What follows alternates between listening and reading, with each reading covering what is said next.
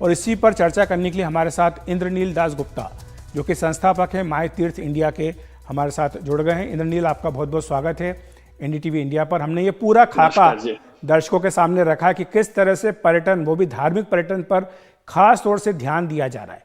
आपका अपना फीडबैक क्या है कि किस तरह से इसमें ग्रोथ पोटेंशियल है और आज की तारीख में आप क्या स्थिति देखते हैं?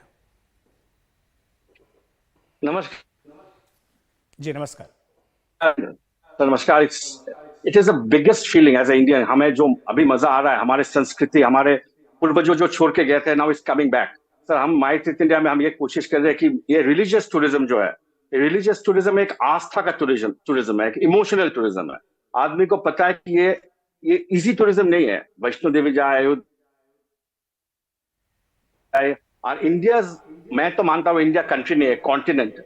तो इंडिया कहीं कोई आसाम से अयोध्या आए या कहीं से आए, उनको क्या दिक्कतें हो सके। तो everything because of the honourable prime minister and because of the अभी जो इंफ्रास्ट्रक्चर बढ़ रहा है sir, religious tourism is not only religious, entire spirituality जो इंडिया फेमस है, that is in happening across the world sir.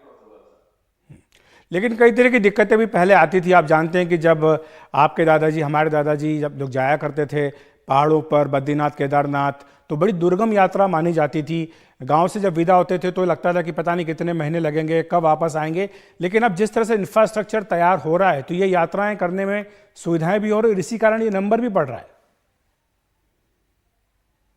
एकदम सही बात बोले सर। जब हम लोग के अभी भी, पहले भी 10 साल पहले भी ये होता था, दिक्कतें होता थी। हम जाए तो आदमी वहां पर एक सिर्फ लिंग्विस्टिक अबव ऑल पूजा दर्शन में तो दिक्कतें होते थे। आदमी को पता नहीं था कितना बड़ा लाइन है, वीआईपी लाइन कहाँ पर है, इंफ्रास्ट्रक्चर खराब था, पहुंचना खराब था। तभी भी अकॉर्डिंग टू गवर्नमेंट आंकड़ा 35 लाख लोग हर रोज मंदिर जाते हैं। ये आस्था का है, आदमी खुद ब खुद आता है।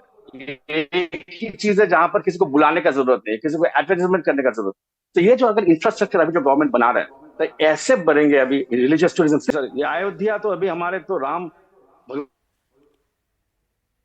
क्योंकि वो this is the birth place, ये तो हमारे धरोहर है। अभी अयोध्या बन जाए तो अयोध्या के चारों तरफ इंडिया बन जाएंगे।